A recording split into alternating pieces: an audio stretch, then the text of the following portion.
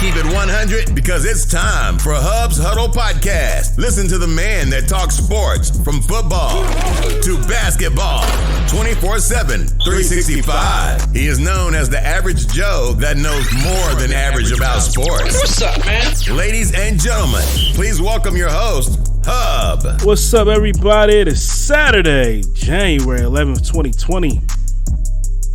Man, we're on a divisional round, week 2 playoffs, wildcard weekend, man. I went 0-4 last week. Man, that brings my season total up to 162, 97, and 1. 0-4? None of these teams that I picked last week won. That's crazy. I'm going to recap that. I'm going to talk a little bit about Tom Brady and Drew Brees. Just some things I've been hearing. Also, I'm going to talk, I'm going to give my picks for this week. We got some coaching changes in the NFL. Man, but 0-4 last week. This is crazy. I got to bounce back this week. I have to bounce back this week, man. But, let's talk a little bit about the Wildcard Weekend, man. And it's crazy because, I had picked the Bills, the Patriots, the Saints, and the Seahawks.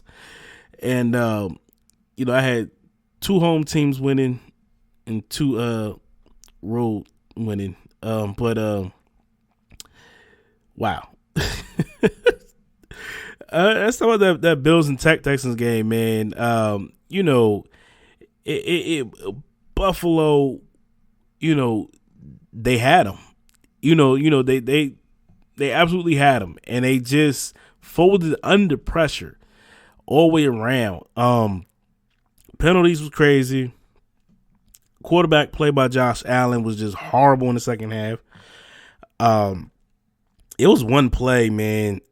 I don't know if it was the overtime or the fourth quarter, but he threw a lateral backwards. I think it was overtime. He threw a lateral. Like, what are you doing? Like, this dude here, I'm like, bruh, like, come on, man. Like, and you didn't even need to do it. I think he had the first down. I don't know what he was thinking. It's just like, it's just like, wow. But, looking at the Texans, man, listen, Deshaun Jackson's that real deal. They was without Will Fuller last week. I think he's going to play tomorrow. I know he got the little injury, but we're going to see what the status is on that. But like Deshaun Watson, man, that dude is bad, man. It was the one play where 2 Buffalo defenders on that game-winning drive where they tried to sack him, and it was like one of them plays like meet me at the quarterback, and they both came, and he sprung out of that. Like, it was like, whoa. And he converted the play. I'm like, yo, bro, like, come on, man. That's when you knew the game was over. It was like, all right, it's over. They moved on. They won. Buffalo just, hey, man, they let the pressure get to him. Josh Allen, I kept saying over and over again during that game, I'm like, somebody needs to just calm Josh Allen down a little bit. I think, like, the pressure's getting to him. He just needs to just, relax and settle down. Wow, that was crazy, man. So the Texans move on. They're going to play the Chiefs tomorrow. Then we had the night game last Saturday, which was the Patriots at home against the Titans. And that was like, and everybody know I'm a Patriots fan, but it was like watching a version of yourself beat yourself. Like, I was going in, like, as a fan, you going in, you like, yeah, they're going to win. They're going to win. A football fan, I was sitting there second guessing myself all week, like, what if Tennessee come in there and beat them?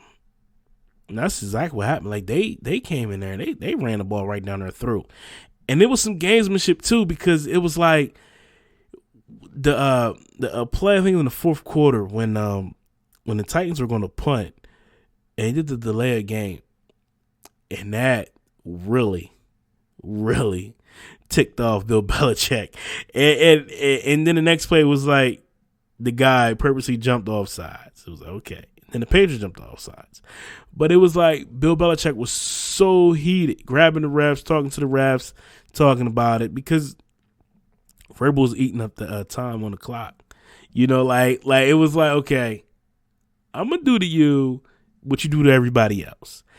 And that's the part, like, I started laughing at it because, like, just watching it, and I'm seeing Bill get upset, and I'm just like, listen, I'm like, Belichick, this is what you do to everybody else. Like, and I'm just thinking about, I'm going back through, like, time, like, I think they kind of did it against the Jets early in the year, but I'm looking at, I remember when they did the sacrifice safety against the Broncos many years ago. This is what they do. Like, you're just stretching out the playbook. I mean, like like the rule book. I'm sorry. They're the Titans. Vrabel went into that rule book and he maximized what he could do towards the limit in that situation. Because I was like, I mean, hey, it was their night all the way anyway. You couldn't stop the run. Second half came, they got tired of just trying to tackle, Derrick Henry. That dude is 6'4", 240. You don't want to tackle that all night. And they had a problem with stopping the run. Offensively, New England couldn't move the ball. I mean, they did move the ball. They just couldn't score. And you've seen it more so every week, as I've been saying, they need another weapon. They've been needing a weapon since they lost to Antonio Brown. They haven't gotten it. And it bit them, last Saturday night. Defense held them guys to 14 points. Even with Derrick Henry running the ball the way he was. The Titans couldn't score no more than 14 points. Yeah, we know the pick six. I'm talking about the defense. They couldn't score no more than 14 points. You mean to tell me that this offense couldn't put up 3 touchdowns? To absolutely win the game? That's crazy, man. So the Titans move on. They'll be playing Baltimore tonight. Then we look at the NFC games. The Vikings. They played the Saints. They went into the Dome and they took it to them. It was another overtime game, and I know Saints fans are complaining about it was a push off by Rudolph in the end zone. They both was fighting for the ball. I mean, him and number 26, I forgot his name. They both were fighting for the ball in the end zone. So you can't really get mad at the refs for not throwing the flag in that situation. Like, it is what it is. Drew Brees didn't play his best game. And I'm going to talk about him and Tom Brady in a minute, but, that's just the way it was. I mean, and it's a tough break. Third year in a row for the Saints that they didn't get to where they wanted to be at. Then you had the late game on Sunday, which was Seattle at Philadelphia. I picked Philadelphia to win. Unfortunate, Carson Wentz got knocked out of the game early, hit by Jadeveon Clowney. And I know a lot of people, Philadelphia fans, they calling it a dirty hit, this and that. They didn't find Clowney. And, I kept looking at it, and I'm like, well, it looked like it could have been borderline. Like, he didn't have to, dive in for the hit when Carson was going down. But, I mean, we see that play over and over again, to different teams every single week in the NFL. So this ain't something that was just like, oh, it was just malicious. It's only malicious because it happens to your guy. And that's the part where, I talk to different fans. Sometimes when you see stuff happen, you don't really notice it until it happens to you.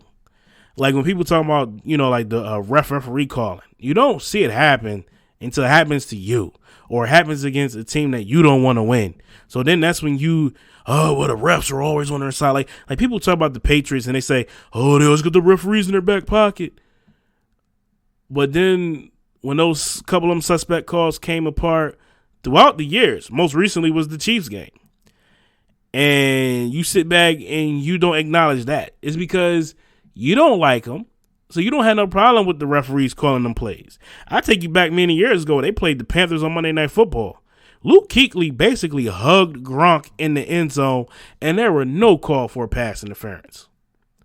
But we don't talk about it because it happens to a team that you don't like, so you're not going to just look at it and say, oh, yeah, that was crazy. But when it happens to a team that you like or a team that you're rooting for to beat a team that you don't like, and you see calls that happen, hey, man, they're out there cheating for them. And to be perfectly honest, if you want to call hold, you call hold on every single play in the NFL. That's basically what it is. Every single play is always some type of holding. You know what I mean? So, they can call them, if they want, they can call them fast, and we can stretch these games out to be 7 hours. You know what I mean? You can really call holding on every play. But that's just the way it is, man. But it was a tough break for Philadelphia. Like, I had picked them to win. I mean, Wentz got knocked out. I give all the credit to Josh McCown. He came in for Wentz, and it looked like every time he threw the ball, it looked like it hurt. Like, he was like that old guy at the Y who was trying to like hoop. You know what I mean? Like, and it was just like everything he did, it looked like it just hurt. Like, he was limping and everything. Come to find out, he tore his hamstring off the bone. That's crazy. That dude was tough as nails to finish out the game the way it happened. Cause it happened early, because it was just like, wow. But they hang their hat. Media in Philadelphia. Philadelphia fans, they're all mad at the NBC cast because they didn't pick up on they hit the Carson Wentz. They didn't really talk about it. Then they think it's some type of like conspiracy because they didn't want to send it. They did a whole segment on you. They talk about the whole underdog thing. They were live in Philadelphia. They wanted you to win. You just couldn't win. Like, and the crazy part is Seattle, they're not that good, and they were hanging around for you to beat them, and they couldn't. Like, it was just, they couldn't. Like, Seattle was like, I'm sitting there like, oh, Wentz is out, so Seattle needed to just put up touchdowns, and they just couldn't do it. Like, it was just like, they were just hanging around for you to come back and win. They just couldn't get it done, unfortunately. Oh, well. But I went 0-4 because I had the Eagles, Saints, Patriots, Bills. That's all I bounced back this week. But moving on, man. Talk a little bit about Drew Brees, Tom Brady thing. Both of these guys are free agents, man. I'm going to talk about Drew Brees first. Just watching him past couple games, man, it's like kind of like how he was last year. It's like you could start seeing age in these guys a little bit. Like, and I know, Drew Brees had like the hand injury and they took him out for for some games. Teddy Bridgewater came in and he filled in nicely. But the break that Drew Brees had, the rest, that really helped him, revitalize when he came back. Just that he started to wear down again, like how he was last year. Last year, towards the end of the year, Drew Brees wasn't the same. He wasn't coming out there to light you up. And that's what made me think, I'm like, like this whole thing of, I heard he was on the radio in New Orleans yesterday or a couple days ago. And basically they asked him, will he be back? And he couldn't answer the question. And you start to think, is, retirement crossing his mind now? Or is the fact that I can't, like if I come back, it ain't going to be the same crew. Like last year they lost, Mark and Ingram, who went to, the Ravens now. And, Murray wasn't he wasn't a good fill-in for him for Ingram. That Ingram and Kamara combo was great for New Orleans. Ingram left and he's still producing out there in Baltimore. They brought in Murray looking for the same kind of production. They couldn't find it. Taysom Hill's a free agent, and Taysom Hill, some of the gadget plays they was doing with him, he kind of, relieved Brees a little bit too in that offense during games. So he looked like you might not have him back because it looked like he's going to go somewhere and go get paid for all that he can do. He can run, pass, throw. I said run, pass, throw. I said pass and throw, like it's two different things. That dude can run, throw, and he can catch. He's going to be a nice utility player for somebody else. And it just looks like, the window is closing. Like, 3 years in a row, you can't get what you need to be. Like, when the last time they been in the Super Bowl? Way back when they played the Colts. That was the whole Bounty Gate season where they left Favre on the field looking like, they killed Favre in that NFC Championship game. But that was the last time they went to a Super Bowl, man. And every year they come knocking on the door, and they get bounced out divisional round, bounced out wildcard round. They, this team just like, it's like the window's closing, like, or it's closed. Like you're just, you're a playoff team. Like, yeah, you benefited from your division just being, crap pretty much. The Falcons was trash, the Panthers was trash, and the Buccaneers was trash. So you benefit from that. And I know they had that record, they had 11, 12 wins, 11 wins. Yeah, but still, at the end of the day, like, they had their division locked up like 3-4 weeks ago. They had the division locked up early. They was already in. So it's just like, I don't know what the status is on Drew Brees going to be going forward. Who knows, man? Is he going to go to a new team? Is he going to resign with the Saints? I think he probably will resign. If it's going to be the Saints or probably retirement. Who knows? I can't really see him going to another team. I don't know where he would go. Like right now, the way that the league is set, there's not many teams that's screaming for like a quarterback. Unless you're the Chargers. Is he going to go back to like the Chargers where his career began? Who knows? Who knows what Phillip Rivers' situation is going to be as well? That's another guy. Does he still want to play? Then we talk about Tom Brady. Rumor that Tom Brady's agent, Don Yee, don't know how true it is, but just take it with a grain of salt. Basically said that, Tom wants to stay in New England. I mean, at the end of the day, everybody can say, we all know Tom wants to stay in New England. But Tom wants to get, does Tom wants to get paid? Or does Tom wants to get weapons? People talk about, he go to L.A. He go play for the Chargers. Look at the weapons they got. Melvin Gordon, all them guys. Who knows Gordon going to be there? He had a riff all year with the Chargers. They might trade him. So he might be going. So you just stuck with Eckler. You going to make Eckler your every down back? Okay. You got Keenan Allen. Yeah, he's good. He's great. They do got a nice tight end. But also, like, what was they, like 4-12 or something like that last year? I don't know. But, and then you sending Tom Brady out to the West Coast. For one, what we heard from Willie McGinnis, Giselle don't like L.A. So the thing that comes down to it is going to be family, and then it's football for Tom Brady. So, like, what he going to do? They just got a house in Connecticut. So staying in New England makes the most sense to him. I mean, to me, for him to stay there. So who knows what's going to happen? My thing is, if they're going to keep him in New England, they be better off trying to do it now to get him extension or whatever they're going to do. Because they wait till that deadline in March, you're going to have that $13 million cap hit. I mean, the dead cap. You need to go find Tom Brady some weapons. And watching New England every week since week number 3, you've seen it. Every single week. It just so happened that they had a good defense that kept them in games, that kept them dominant. The offense could not do anything. Every week. I've been saying it every week. And people, when they get Isaiah Wynn back, they got Isaiah Wynn back. Still the same. He's a tackle. Yeah, he protects the blind side. But it's still the same. The guys couldn't get open. Julian Edelman been hurt since week number 3 with the rib injury. Then he went from a rib injury to a shoulder injury to a knee injury. Dude's having 2 surgeries now. He was banged up all the way. And as I kept saying, I'm like, and that was the only guy that he was used to on the entire team. Yeah, we've seen some flashes of Ben Watson last Saturday night, but that was his last game. He's done. I mean, Ben Watson's like 198 years old. and I absolutely love Ben Watson. Like I said, my favorite play from Ben was many years ago, back when T.O. was playing with the Bills.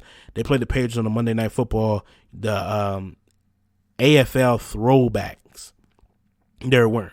Ben Watson caught that pass in the end zone. Game winner. That was like my favorite play from Benjamin Watson. And I remember like it was yesterday. Like it was like, like I got up my seat and was just like, screaming at TV. But you look at, what New England has. New England's still going to have a good defense. Who knows what Kyle Van Noy's situation is. My opinion, he can go. They got Chase Winovich over there. It's basically like the same thing, but he's a cheaper option. You're looking at, they got to bring back Devin McCourty. That's what I'm saying. Like, Tom Brady can't come in and be like, I want $30 million a year. First off, I mean, I understand you to go, and I love Tom Brady. I love him, but you can't come in here and be like, you want $30 million and then expect them to go get weapons. It's just not going to happen. New England got the 23rd pick in the draft. They need to use that to go get a tight end. They need to get the tight end. They need to go ahead and pick up a tight end in free agency, a veteran tight end. Go double tight.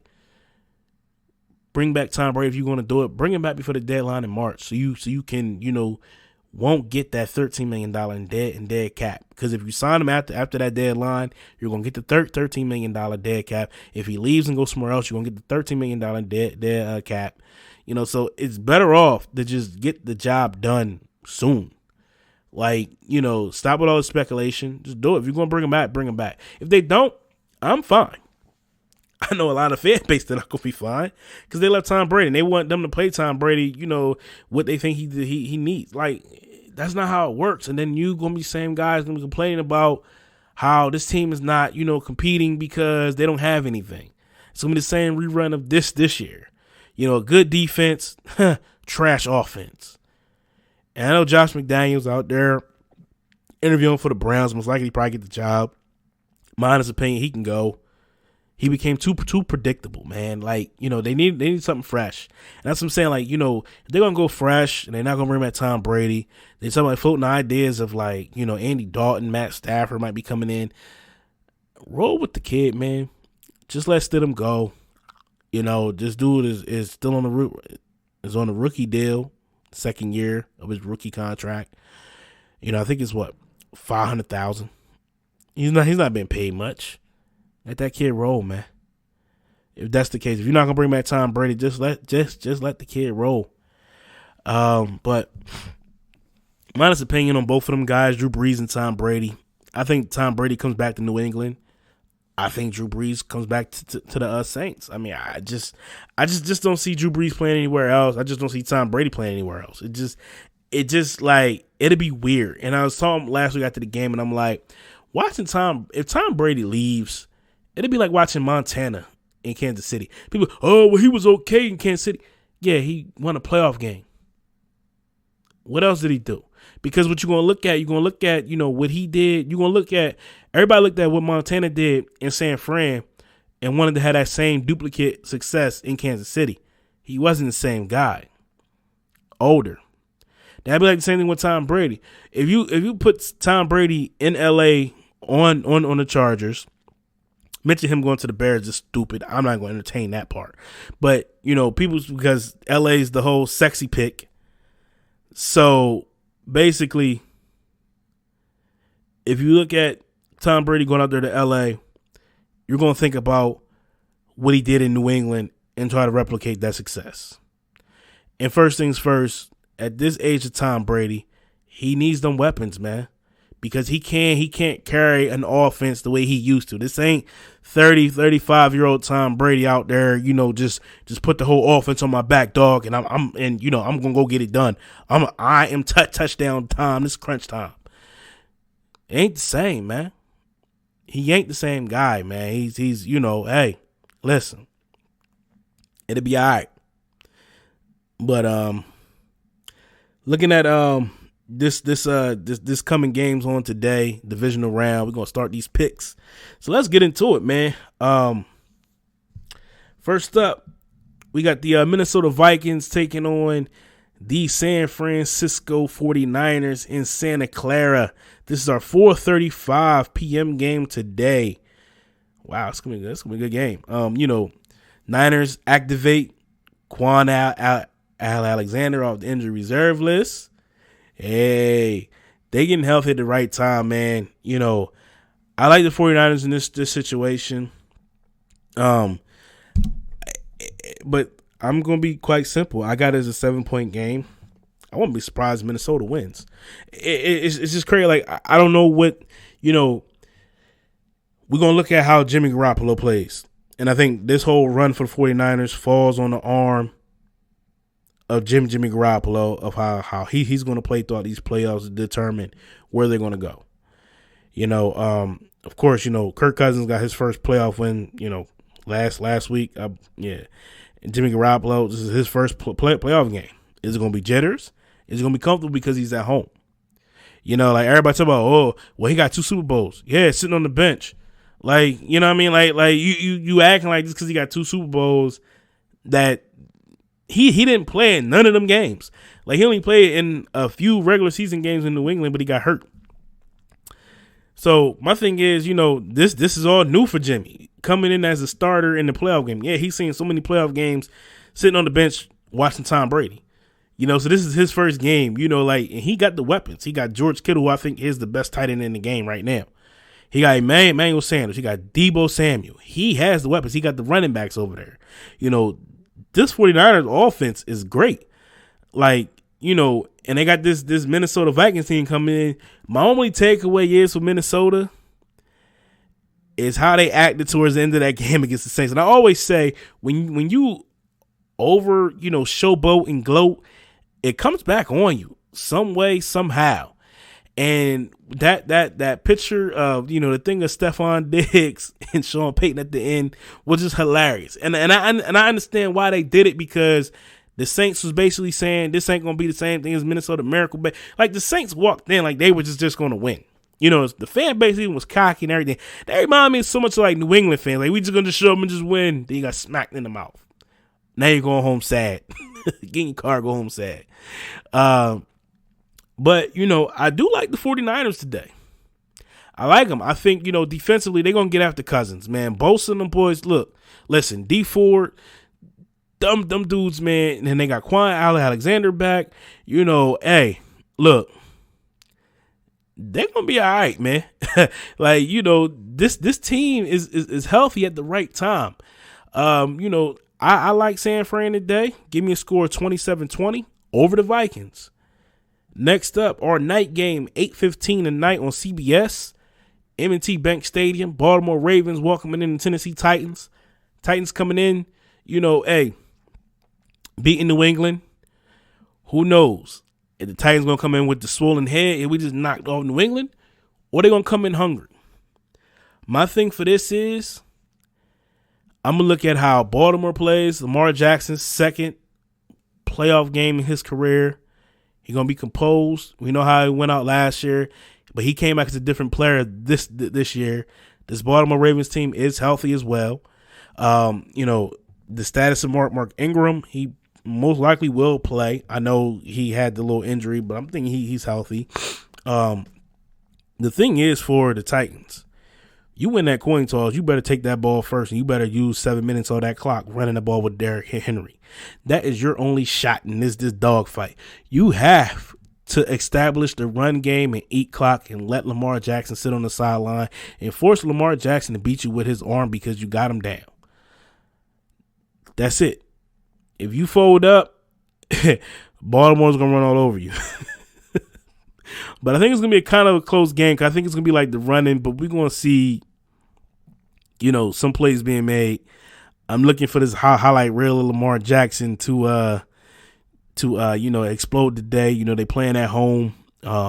They do got the home field throughout.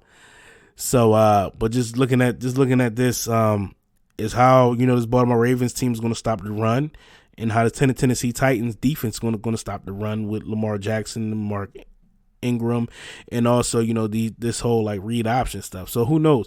I know they probably got Marcus Mariota playing Lamar Jackson in practice. I mean, it helps a little bit, but he's not matching the same speed as Lamar Jackson. So to get that actual speed of how he's going to run, I think he's like 13 miles per hour or something like that when he hits the hole. So, but I'm taking the Ravens. I like them 30-27. I think it's a close game. I think Titans going to like hang around, but I think you're going to know early. This game right here is going to be dictated early, and would I be surprised if the Titans win? Yes, but the way the Titans can win, they have to establish that run game. Derrick Henry has to get going. Make Ryan Tannehill do minimal, do the play action pass. But you're looking at that beast over there in Baltimore, and I think they're going to, advance to like the next round to the AFC Championship game. All right, moving on to Sunday's game. First up, we got the Kansas City Chiefs versus the Houston Texans. Up there in Arrowhead, they got the bye too. Hey, well rested Kansas City Chiefs team coming against the Houston Texans, coming off a big, a comeback win last week over, the Bills. Let's see the status of, what Will Fuller going to be for, Deshaun Watson. He's going to need him. Kansas City, on the other hand, they're loaded on offense. Defense been playing better. They absolutely established a run game, so, Patrick Mahomes, hey, I'm looking for some fireworks today. Tomorrow. I think it's going to be like a 37-30 game. I like the Chiefs. I think, this whole thing, they're going to lead up to playing Baltimore in the AFC Championship game, and that's gonna be an interesting game. I don't see the Texans winning 2 in a row. Can they do it? Yeah, they beat the Chiefs early in the season, and I'm quite sure they're watching the film on that, seeing what happened, and I'm quite sure the Chiefs going to correct that coming in. I know J.J. Watt's back; his presence is going to be huge. Up there, he's chasing after Patrick Mahomes all day. Hey, but I still like the Chiefs in this. I like the defense, with Steve Spagnuolo. He made this Chiefs defense better. So they're gonna have a field day to day, and they're gonna have a lot on their hands with Deshaun Watson and DeAndre Hopkins, and also with Carlos Hyde. If they can get the run game going, the Texans can win. But do I think they're gonna win? No, I'm picking the Chiefs. I like them 37-30 over the Texans. Then our final game of the weekend, we got the Green Bay Packers at home against Seattle Seahawks. We know it's going to be cold. Lambeau, Seattle coming in. Home game, any situation, always win. We had the same thing last week against Philadelphia, but the Seahawks ended up winning. But, wow. Aaron Rodgers is not Josh McCown. And Seattle's going to have to put up some points, man, in order to beat the Packers. And that they can't just hang around like how they did against Philadelphia, because Aaron Rodgers going to put you under. I like Green Bay also got a run game. Aaron Jones might have he should have a good game tomorrow. And also I think Aaron Rodgers is going to test that weak secondary of Seattle. It's going to be a good game, but I'm picking the Packers, man. I like them 24-20 over the Seahawks. So my picks for the divisional round, I got Niners over the Vikings, Ravens over the Titans, Chiefs over the Texans, Packers over the Seahawks. So those are my picks for this divisional round. I hope you guys enjoy all the games starting today. It's going to be a good afternoon starting at 4:35, so I'll be tuned in, locked in. So until next week, man. Y'all enjoy this divisional round. Y'all be blessed, be safe. Thank you all for listening. If you're on Instagram, follow me at Hubs Huddle, Facebook Hubs Huddle, Twitter Hubs Huddle. This podcast is on iTunes, Google Podcasts, Stitcher, Spotify, iHeartRadio. There's a lot of different platforms, man. If you just Google Hubs Huddle and, it'll pop up everywhere I'm at. Once again, man, I thank all you guys for continuing to listen to this podcast, to communicating with me. We talking sports, either on Instagram or Facebook or Twitter. I really appreciate all the support you guys are showing me, man. The numbers are just phenomenal. Once again, man, it ain't possible without y'all, the people, the fans, supporters, like I always say, man, from day one, man. I do this podcast for y'all, man, and give y'all, my perspective on, what's going on in the National Football League and sports across the board, man. We're going to get into some basketball too, soon, once all this NFL stuff died down, I'm going to start getting heavy back into basketball. I've been watching, like I said, I've been looking at the Clippers, man, the Lakers, the stuff with Kawhi and LeBron and things have been said, also Philadelphia and, Boston, of course, and, Dallas, it's a lot, going on in that NBA right now. We getting geared up for All-Star Weekend, so we're gonna hit that pretty strong. Start looking at the playoff situation and everything. And also we got some big fights coming up too for boxing, man. We got Deontay Wilder and Tyson Fury is gonna fight next month. We got Danny Garcia that's fighting this month. We got J Rock, Philadelphia's own. He's fighting next weekend. It's a lot going on in boxing so far. Plus, the rumors about Spence and Bud Crawford. These guys might be getting in the ring soon. It's just a lot, man. It's a lot of sports, man. Plus, we got XFL coming up too. I'm going to talk about that too, man. I'm starting to get intrigued to it because NFL is going to be winding down soon, and XFL is going to pick up. So we're going to get into that too, man. So until next time, man. Y'all be blessed. Be safe. It's your boy Hub, and I'm out. Peace.